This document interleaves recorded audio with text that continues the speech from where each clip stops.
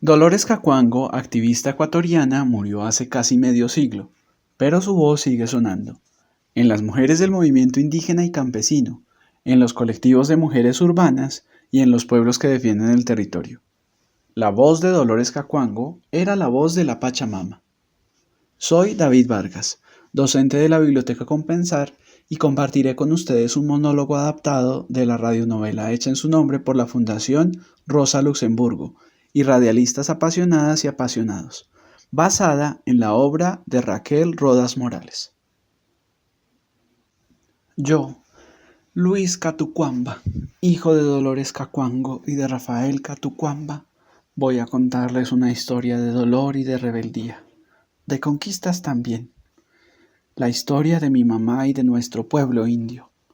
Nací en el cantón Cayambe, en este país llamado Ecuador. Mis papás eran peones conciertos, gañanes sin sueldo de la hacienda de Mayurco.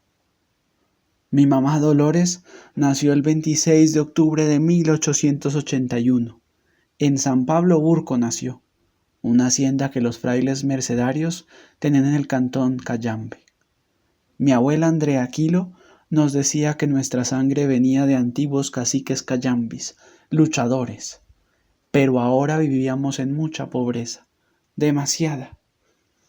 Mi abuela era rebelde, de ella aprendió mi mamá Dolores. Mi abuelo Juan no, él se resignaba. Mi mamá nunca fue a la escuela. Desde guagüita, de 3 años, ya empezó a ayudar a mi abuela a recoger agua y leña, llevando las ovejas a pastar. Mi mamá tenía 18 años cuando los indios de la hacienda vecina se levantaron. Obligaciones. Cada domingo después de misa el cura venía con libros de cuentas. Las faltas de indios se anotaban. Por cada falta, 3 latigazos. De rodillas era el castigo. A los runas se les bajaba el pantalón. A las mujeres se les alzaba el anaco. Sangrando hasta los talones se levantaban. Llorando se levantaban, y a besar la mano del verdugo. Una mujer, Juana Calcán, se rebeló, llamó a la gente. Dispararon los soldados. Juana tenía a su hijita todavía de pecho. En este país las tierras eran de los curas. Indios conciertos nos llamaban. Trabajar sin sueldo, solo guasipungo. Guasipungo era un pedacito de tierra que nos alquilaban para sembrar y criar animalitos. Pero Guasipungo era propiedad de la hacienda y tenías la deuda toda la vida. Además del trabajo duro, a los curas había que darles el diezmo de todo lo que producía el Guasipungo y las primicias de la cosecha, papas, mazorcas, ovejas, gallinas, todo lo mejor para ellos. Mi abuelo Juan murió. Ahí fue más miseria para nuestra familia, porque el Guasipungo no heredaban mujeres. Los frailes mercedarios tomaron a mi mamá como servicia. Las mujeres servicias trabajaban en casa del amo, jornadas de 12 y hasta 18 horas, sin sueldo, solo por la comida.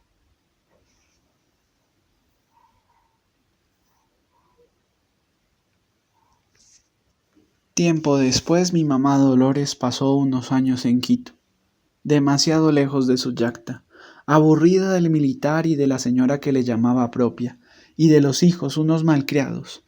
Entonces volvió mismo, caminando regreso a San Pablo Urco. Mi mamá estaba feliz, había vuelto a su casa. Pronto estaría más feliz porque en una fiesta del pueblo conoció a Rafael Catucuamba, el que fue mi taita, el que le acompañó toda su vida. El general Eloy Alfaro, un montubio rebelde, fue santo para nosotros.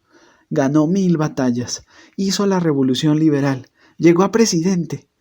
En la sierra gritaban, Taita Alfaro me sacó de la esclavitud, y se santiguaban frente a su retrato. Alfaro también implantó el matrimonio civil. Mi mamá, la primerita que en Cayambe hizo matrimonio civil, era el 15 de agosto de 1905. También se casaron por lo religioso, frente al altar mayor de la iglesia de Cayambe, y luego la fiesta en la yacta. 3 días seguidos bailando, tomando chicha de jora, comiendo mote, cuy y mazamorra. A mi mamá le gustaba mucho el baile. Con su chalinita daba vueltas y vueltas. Mi taita Rafael ya era huérfano. Sus padres habían muerto de cansancio, de tanto trabajo, de tanto fuete y de tanto abuso. El general Eloy Alfaro había ordenado que los curas abandonaran las haciendas y los mandaron sacando. En 1908, por ley de Alfaro, todas las tierras de la iglesia pasaban al Estado. La hacienda de Pesillo le arrendaron a un colombiano llamado Ernesto Fierro. En la hacienda de Moyurco, las cosas también iban mal. En mi casa no. Mi taita Rafael fue el mejor de todos los maridos. Respeto y mucho. Cariño. 9 partos tuvo mi mamita Dolores. Y de los 9, solo yo viví para contarles. Por el hambre murieron mis hermanos, mis hermanas, por la soledad. El Luis soy yo, el que les cuento esta historia. Así, los domingos y días de difuntos, mis papás llevaban flores a las cruces blancas de mis hermanos muertos. Mi mamita Dolores y mi taita Rafael se querían mucho. Si ella hilaba, él tejía. Si ella tostaba el grano, él molía en la piedra. Desde el tiempo en que eran peones en la hacienda, iban juntos a la siembra y a la cosecha, juntos al pastoreo y al molino.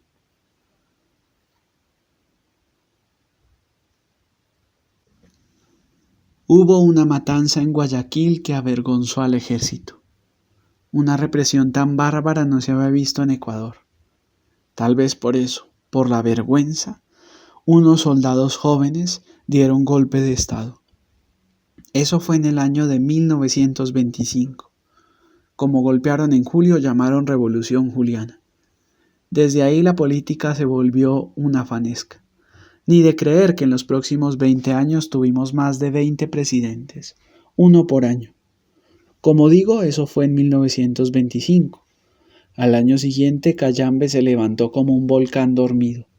La malicia fue que los patrones iban a vender las tierras comunales de los indios de la hacienda Changalá y de los mestizos de Cayambe. El cabecilla indio se llamaba Jesús Gualabasí. Indios y mestizos se unieron a protestar. Mujeres cayambeñas recorrían las calles con tambores. Un día, otro día, todo un mes. Llegó el batallón Charchi y el batallón Imbabura, soldados con caballos, las mujeres mestizas al frente, con su pecho hacían retroceder a los caballos. Entonces los soldados fueron a la parroquia, donde el cura. El sotanudo salió a la puerta de la iglesia, mandó a callar. Pero no se iban. Mi mamá Dolores sabía de la lucha de las mujeres y tenía en su memoria el recuerdo de Juana Calcán, asesinada por defender a su pueblo, y a mi abuela Andrea, luchadora y rebelde. Luego de muchas luchas por defender a los indios como sus hijos, fue nombrada secretaria general de la Federación Ecuatoriana de Indios. Mi mamá Dolores tenía que viajar una y otra vez a Quito a buscar justicia para su comunidad, por un conflicto de tierras, un nuevo sindicato. En estas caminatas se juntaban otras mujeres y su más fiel compañera de lucha, Tránsito Amaguaña, la que sería su continuadora. En 1946, después de tanto presionar, tantos reclamos de la Federación, el gobierno de Velasco Ibarra decretó que fueran devueltos los guasipungos a los cabecillas de la huelga del 31 y otras mejoras más. Cuando la noticia se supo, los indios de Pesillo fueron al patio de Hacienda con banda de música y gran alboroto. Los indios entraron de golpe a la casa de Hacienda y sacaron a las mujeres servicias. Yo vi al patrón Delgado temblando como una hoja, con la indiada delante de él, planteando las nuevas exigencias de trabajo. El muy miserable prefirió abandonar la hacienda, renunciar al arrendamiento. Salió de noche, a escondidas, como ladrón que era. El cura de Cayambe no aceptó. Quería seguir viviendo del cuento de los diezmos y las primicias. A mi mamá y a Tránsito les tocó ir donde el mismo cardenal a protestar. Y ganaron la protesta. Mi mamá no sabía leer. Cuando quiso aprender ya no podía. Tenía telas en los ojos, eso que dicen cataratas. ¿Saben lo que hizo para defender al trabajador? Le dijo a una compañera del partido que le leyera el código del trabajo, vuelta y vuelta, hasta que lo aprendió de memoria. Una vez, delante del ministro, le dijo el código por el cual se estaba defendiendo. El ministro quedó con la boca abierta.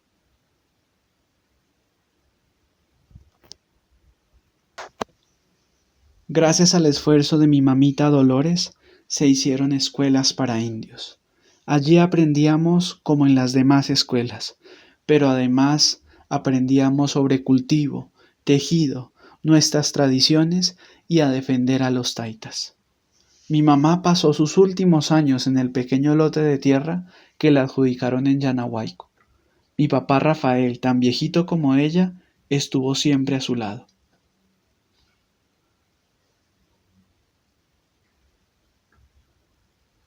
Con las pocas fuerzas que le quedaban, mi mamá salía por las noches, con su viejo pañolón negro, acompañada unas veces por mí, por los que querían continuar su lucha. Pero antes rezaba frente a la pared llena de santos que tenía en la choza. Mi mamá iba por las comunidades vecinas saludando, preguntando cómo estaban los guasipungos con la tal reforma agraria. En sus últimos años ya no podía caminar, pero no paraba en sus consejos. Mi mamá murió tan pobre como había nacido.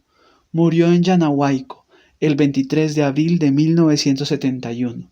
Había cumplido 90 años. Dolores Cacuango, madre del pueblo indio, la misma Pachamama habló por tu voz.